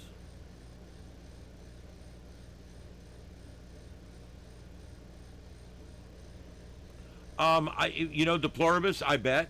I didn't see that, but I bet. I absolutely bet it did. I bet that, as it's becoming easier to carry a gun, I live in the free state of Florida. I can strap my 9 on right now and walk to the store. I can carry it concealed. I can carry it open. I can put my shotgun over my back, whatever I want to do. I don't necessarily think that's a good idea, so I don't do it, but I'm allowed to. So yeah, I think some of the 2A rulings, both in Republican states and also federally, I think have made a difference as well. All right, so let me see what else we got. Anything else going on out there? This mess with these sick people on this boat. So they flew a bunch of them to Nebraska. Now I hear the people in Nebraska are pissed. It's like, it'll be fine. Just ask the people in Wuhan, China. Let's see here. Look, the reason they were brought to Nebraska, it's good to note this, is that's where the big virology lab is. That's where they have the tanks to put them in, so they make sure that we don't contaminate anybody. I understand why they did it. I get it. You guys remember that horrible woman, Stacey Abrams? Do you guys remember her? I remember she ran in Georgia a couple times for governor. She kept losing, but she'd never concede the race. Horrible, horrible woman, right? Well, guess what? She's in hot water now. And she's apparently has committed, or it seems like she's committed, a number of violations with money. You know how it is. These people want to win so bad that they just do whatever they got to do, and they'll just deal with the consequences later. So let's hope she goes to prison. I doubt she will. They never do.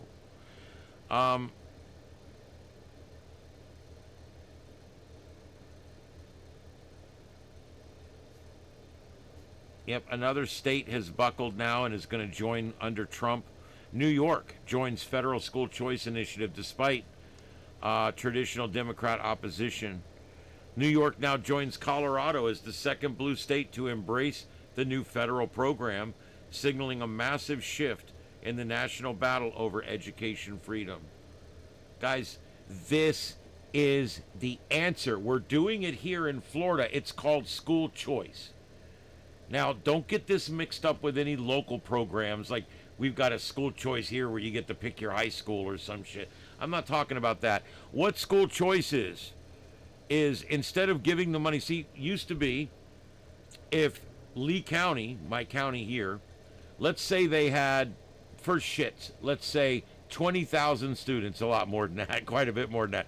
But let's say they have 20,000 students in this county that are of school age. Well, they would have gotten the money for those 20,000 kids, and only 16,000 or 14,000 of them would have actually showed up because the rest of them are special needs, or they're in private school, or they're in some kind of secular or evangelical school, or they're in some other place, okay? But it didn't matter where they were because the parents were paying for it. All that mattered was that they were in this place, okay? And while they're in this place and their parents are paying the bill, the $9,000 that the state of Florida has for that student was being paid to the school district, even though they never taught that student. And that's bullshit. But that's typical government. What government does is it sets government up so the government doesn't have to compete with anybody but the government. Well, guess what? This changes everything. This school choice changes everything, and I'm going to tell you why. Now that almost $9,000 is no longer just arbitrarily sent to the nearest school board. That $9,000, you can now apply and have that money sent to your daughter or your son's private school. And there's private schools in town that will do the whole year for 10 grand or 9 grand. And you can afford it. There's schools down here, private schools, that are doing it for just about the same cost that they're getting from the state. It's amazing. And so a lot of people are pulling their students out. Our public school population's down 15 or 20%. They were building schools a few years ago. They had all these schools being built, and now all of a sudden we don't need the portables out back anymore. All of a sudden we've got plenty of classroom space, and we no longer have this overcrowding problem because our school boards never keep up with the demand. It's actually awesome. It's working out great. And so now the school board here is in a conundrum because they're going to have to cut staff, and they're going to have to cut this and cut that because they're no longer getting all that money for not teaching. They were getting literally millions of dollars for students that they never saw and never taught. And we've ended that bullshit, okay? From now on, you only get paid for the students that you actually teach. And if these students are going to go to this Christian school, their money follows them to the Christian school. If you're going to homeschool, you can actually apply for all of that money. You have to itemize it. You have to buy books with it. You have to do stuff with it. You have to prove what you're using it for. But you can do it. You can actually use that almost $9,000 to homeschool your child. You can use it to send your child to a Christian school. You can use it to send your child to a Muslim school or to a Jewish school, whatever secular school you want. Or you can send it to a non-secular school, schools that specialize in sports, schools that specialize in science and academics and STEM and things like that. You're no longer trapped with your kid having to go to public school because you don't have a lot of money or whatever. In Florida now, if you just go through the paperwork, you can put your son in a private school. By just going through the paperwork, the state's going to pay for most of it. You see what that does? Now your child gets a shit ton better education. You know, students down here coming out of private schools are 3 grade levels ahead of the public schools. Matter of fact, we had a child that came down here that was going to a private school, and the child ended up moving up to, I think it was in the Baltimore area, and went to school in the Baltimore area, and ended up, he was 2 years ahead of the rest of his class. It's amazing. These public schools, they barely get it done. But the private schools do much, much better. So if your child's in a private school, he's much more likely to have a much better education when he gets out.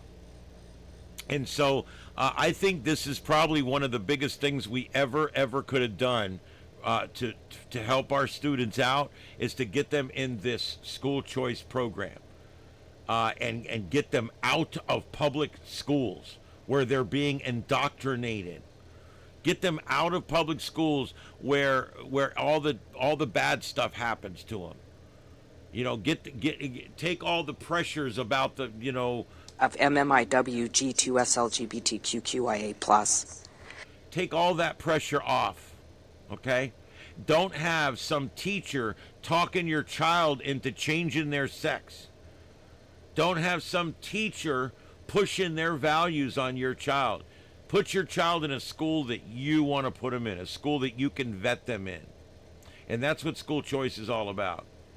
This is going to end this bullshit with these public schools having a monopoly. They no longer have a monopoly in Florida. They're just one option.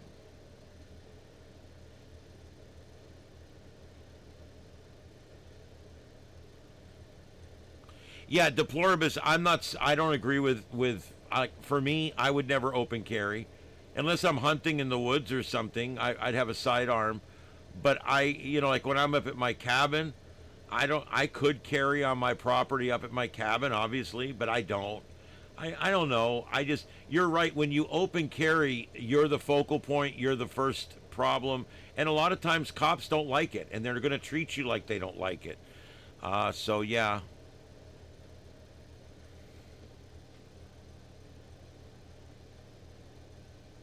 Public schools can only go as fast as the slowest student. That's correct. That's why they suck.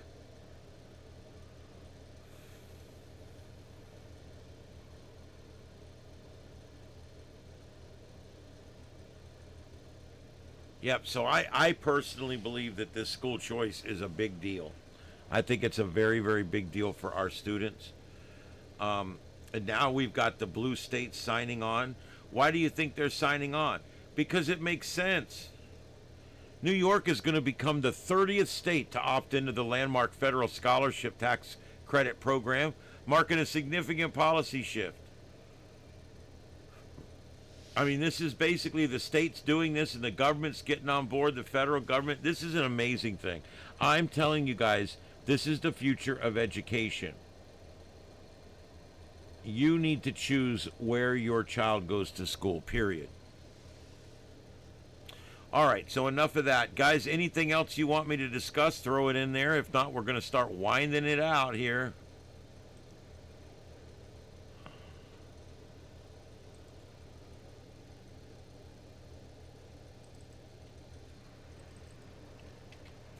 Yep, there was this one other thing I wanted to show you guys. Take a look at that and tell me if you know what it is. Crash leaves motorcycle dangling from traffic light. Emergency personnel responding to a crash on a road in Canadian City rolled up to a rather surreal scene as the accident resulted in the motorcycle being left dangling from a traffic light.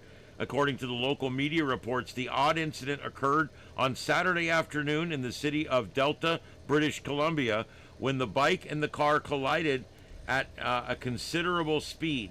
After the dust settled from the accident, witnesses were astonished to see that the crash had sent the motorcycle soaring into the air, and in a proverbial 1 in a million shot, it would end up hanging from the traffic light over the accident scene.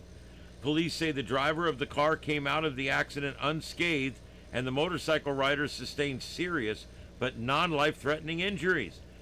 But it did require a trip to the hospital. So that's a little crazy there. Absolutely nuts.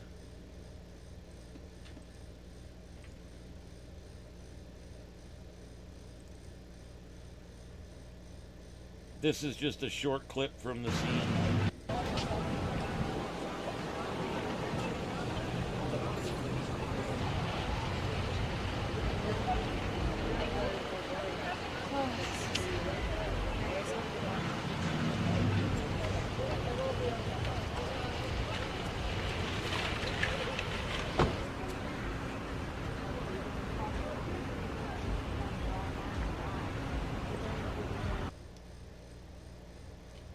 I'll play it again without the top cut off.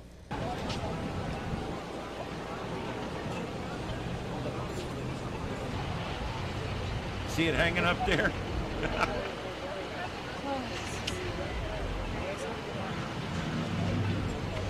That's a 1 in a million.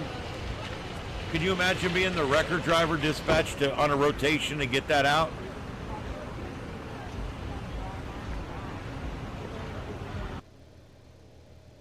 A Happy Trail song, huh?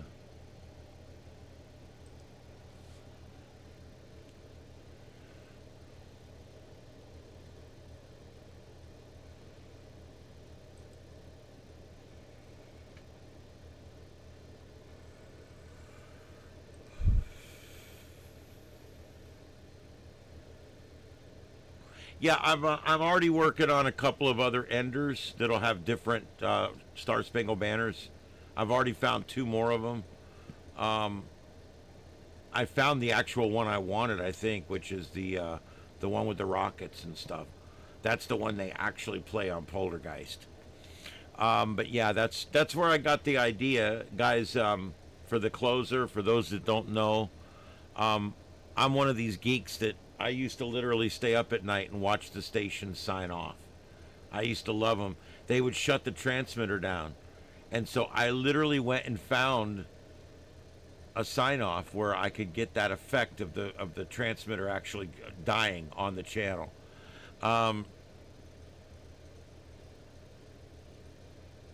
I riots.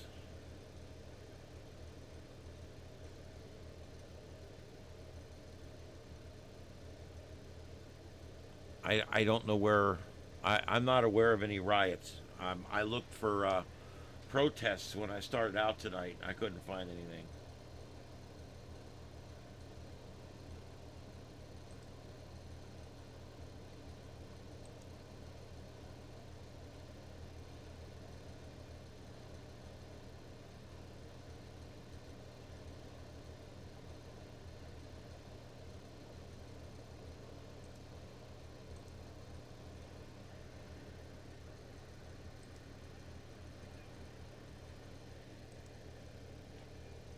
What do you think, Mama? Is it about time to go?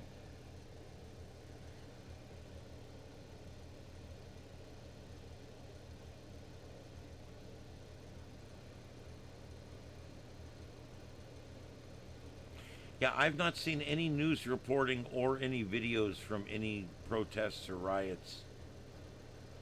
Um,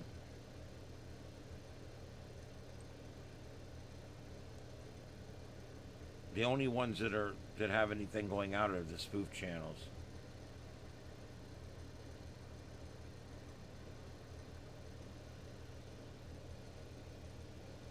All right, guys, I'm gonna call it. I need to go. I'll see you guys again tomorrow night. We'll do this again. We'll come on. I'll have a bunch of stuff lined up. It'll be fun.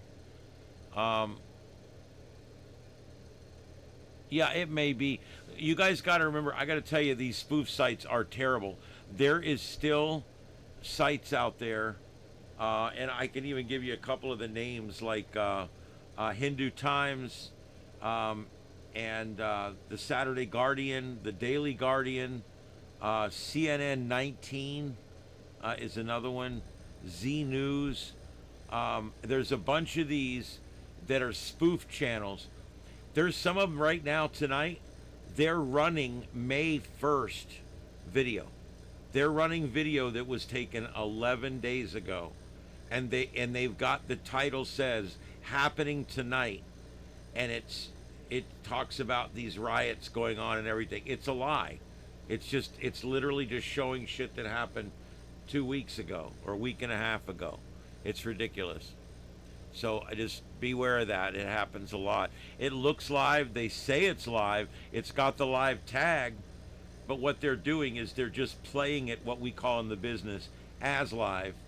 Meaning they're playing it as if it's live, but it's not live. It's Memorex. I hate that. It's a spoof. It's bullshit.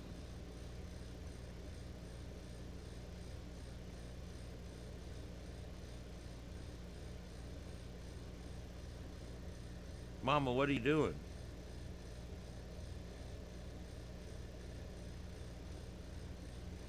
All right, guys, I'm going to head out. I'm tired. I'm going to go to bed. I got another busy day tomorrow. So I'll see you guys tomorrow night. This is the Sights and Sounds of Earth on Starship Adventures. My name is Ian, and I will be back tomorrow night at 9 p.m. Eastern for at least 2 hours for another episode of the Sights and Sounds of Earth. I do want to thank everybody for being here tonight. I think that it's I think it's great when we all get together and we have discourse, and yeah, there's just nothing wrong with that. It's a good thing. Oh, where am I at here? All right, guys, I'm gonna let you go. You guys have a good night. We'll see you tomorrow night. 7 3s, everybody. 7 3s.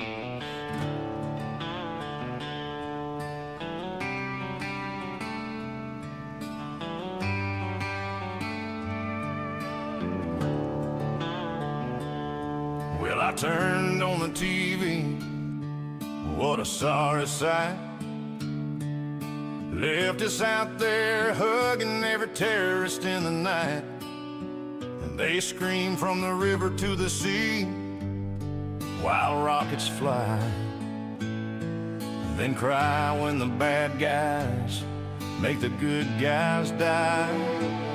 They'll defend every dictator from Tehran to Havana. long as he hates America. He's their kind of man. Oh, it ain't right and left no more. It's right and wrong. The left keeps picking the bad guys every time they sing their song. They love the tyrants, the thugs, and the crooks, while the rest of us are working and reading the good book. Blue states are broken, red states are rolling in dough, but they still scream tax the rich like it's some kind of show. They march with blow-up rats in rainbow capes, blue-haired Karens and beta males in their safe space parade. They glue themselves to the road for the climate today. Tomorrow they're blocking traffic for some new Marxist play. They'll cancel your job if you don't use the right word, but defend every groomer and pedophile they've ever heard. It ain't right and left no more. It's right and wrong. The left keeps backing the bad guys, singing the same old song. They cheer for the terrorists, the socialists, the crooks, while their cities burn down and they rewrite all the books. Blue states tax you till you're broke, red states let you keep your pay, but they still scream, eat the red, every single day. California's bankrupt, New York City's a mess, Chicago's on fire and they blame it on right-wing stress. They spend like drunk sailors on every dumb idea, while red states are thriving with low taxes and cold beer. They print more money than a counterfeit ring, then wonder why inflation's got the middle class on the brink. They say they're for the people, but they hate the working man. They love every tyrant with a 5-year plan. From Hamas to Maduro, from Beijing to Tehran, if he hates America, he's their kind of man. It ain't right and left no more. It's right and wrong. The left keeps choosing evil every time they play that song. They'll back the bad guys, the thugs, and the crooks, while the rest of us are praying and reading the good book. Blue states are dying, red states are doing just fine, but they'll keep on spending till they run out of other people's dimes. Yeah, it ain't about left and right anymore. It's about right and dead wrong. Pass the beer, boys.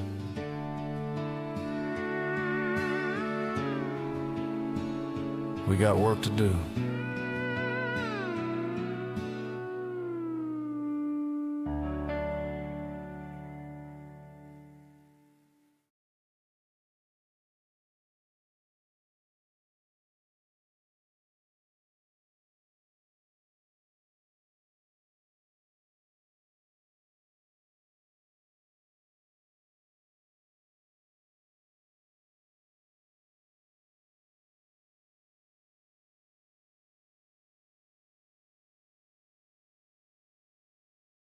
Trump and all, welcome back to reality. Welcome back to reality. Do you have a family member that has gone off the deep end, lost all connection with reality? Are they suffering uncontrolled crying and an unexplainable hatred for Donald Trump? Do you want to get that loved one back? Introducing MAGA Strength Trumpanol, a medication specifically formulated to treat the symptoms of Trump derangement syndrome. It reverses the debilitating effects of TDS and brings normalcy and reason back into focus. Get your loved one back today with Trumpanol. Side effects include sudden onset of personal responsibility and a strange desire to pay your own bills. uncontrollable urge to say thank you to service workers and law enforcement, mild to severe improvement in critical thinking skills, may cause enthusiastic patriotism, flag waving, and an inexplicable urge to get a job or start a nuclear family, increased tolerance for differing political opinions, sudden appreciation for border security and law and order, temporary loss of victimhood identity, patients report feeling oddly empowered instead, development of a functional sense of humor about political figures, may develop immunity to corporate media fear porn, may cause you to stop virtue signaling on social media and start building something real in the physical world. Do not take if you are allergic to winning, common sense, or constitutional republics. Trumpanol, the leading treatment for acute Trump derangement syndrome in adults. Get Trumpanol today, wherever psychedelic or hallucinogenic drugs are sold. Stop being a crazy bitch. Get Trumpanol today. Trumpinol, welcome back to reality.